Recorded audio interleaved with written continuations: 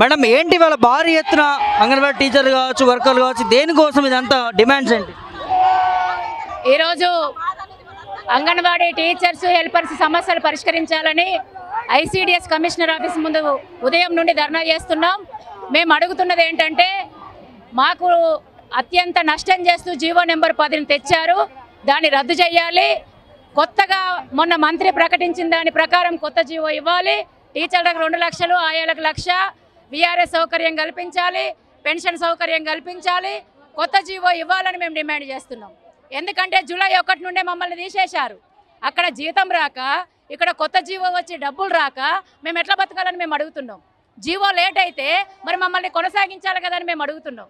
అందుకని కొత్త జీవో ఇవ్వాలి. ఆయాలు సగభాగం ఉన్నారు, పాత పద్ధతిలోనే ప్రమోషన్ ఇవ్వాలని మేము అడుగుతున్నాం. అట్లాగే 24 రోజుల సమ్మె సందర్భంగా మమ్మల్ని పర్మనెంట్ అన్నారు, కనీస వేతనం అన్నారు, పిఎఫ్ఈఎస్ఐ అన్నారు, 5% ఐఆర్ ఇస్తామన్నారు, పని భారం తగ్గిస్తామన్నారు. అనేక హామీలు గత ప్రభుత్వం ఇచ్చింది. గత ప్రభుత్వం ఇచ్చిన హామీలు ఈ ప్రభుత్వం అమలు చేయాలని అడుగుతున్నాం. ఈ ప్రభుత్వం కూడా మేము సమ్మె చేసేటప్పుడు మా దగ్గరకు వచ్చి మాతో ఉండి మాకు మద్దతు ఇచ్చి అనేక హామీలు ఇచ్చింది. ఈ ప్రభుత్వం కూడా తన మేనిఫెస్టోలో 18,000 జీతం ఇస్తానన్నది, పిఎఫ్ ఇస్తానన్నది.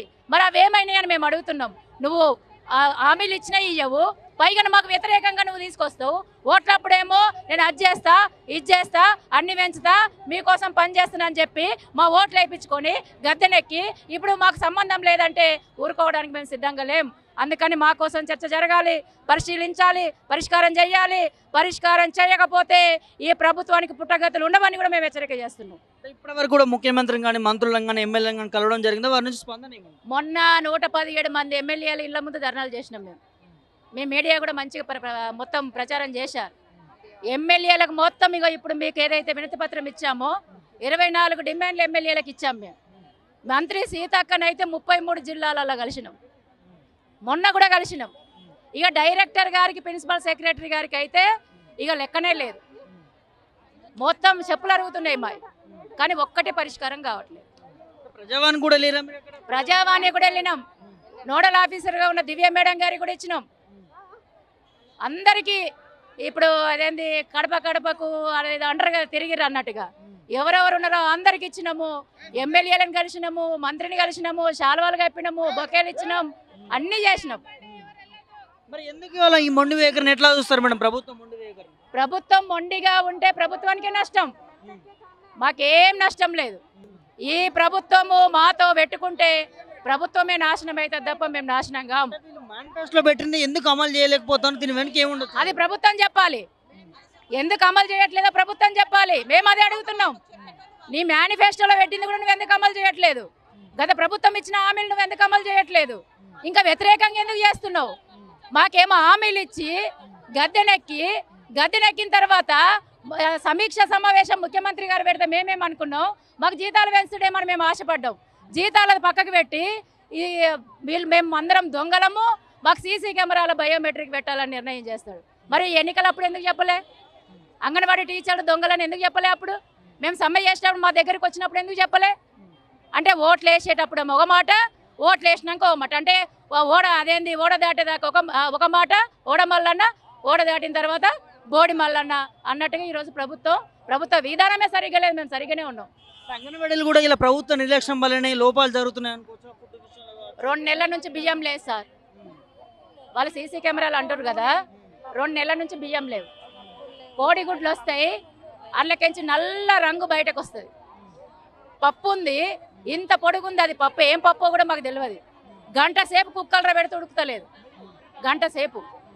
నూనె లేదు, పోపు గింజలు ఇస్తారు, మొత్తం ముక్కిపోయినా ఇస్తారు. ఎట్లా ఉండాలి మేము?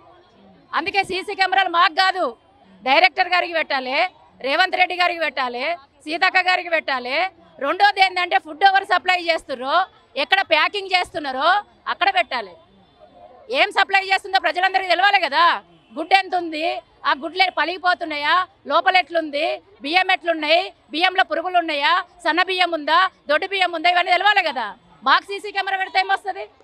వాళ్ళకి పెట్టాలి. పోలీసులు కూడా మిమ్మల్ని అరెస్ట్ చేసే ప్రయత్నం చేస్తూ ఉన్నారు కదా, ఏం చెప్తారు? మేము న్యాయంగా పోరాటం చేయడానికి వస్తే ఎక్కడికక్కడ అరెస్టులు చేస్తున్నారు మా వాళ్ళని. మేమేం చెప్తున్నామంటే అరెస్టులతోని పోరాటాలు ఆపాలంటే ఆపడం సాధ్యం కాదు. ఒక పిల్లిని రూమ్లో వేసి బంధిస్తే పిల్లి పులైతుంది తప్ప అది పిల్లిలాగా ఉండదు. అందుకని ప్రభుత్వం మా చరిత్రను తెలుసుకోవాలంటున్నాం. అంగన్వాడీ టీచర్ల హెల్పర్ల చరిత్ర తెలుసుకోండి మీరు అని అడుగుతున్నాం. ఓవరాల్గా ప్రజాపాలన ఇది ప్రజల కోసం ఏర్పడిందని ముఖ్యమంత్రి అంటూ ఉన్నాడు మేడం. మీరు ఇంత భారీ ఎత్తున ధర్నా చేస్తూ ఉన్నారు, ఏం చెప్తారు ముఖ్యమంత్రి గారు?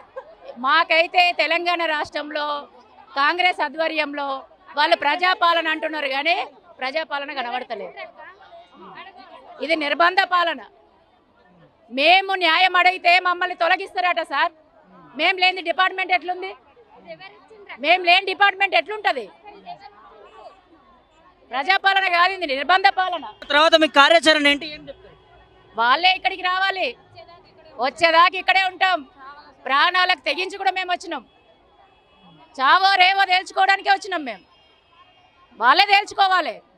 మేము కరెక్ట్గానే ఉన్నాం. మా నిర్ణయం తేల్చుకోవాల్సింది వాళ్ళు, మేం కాదు.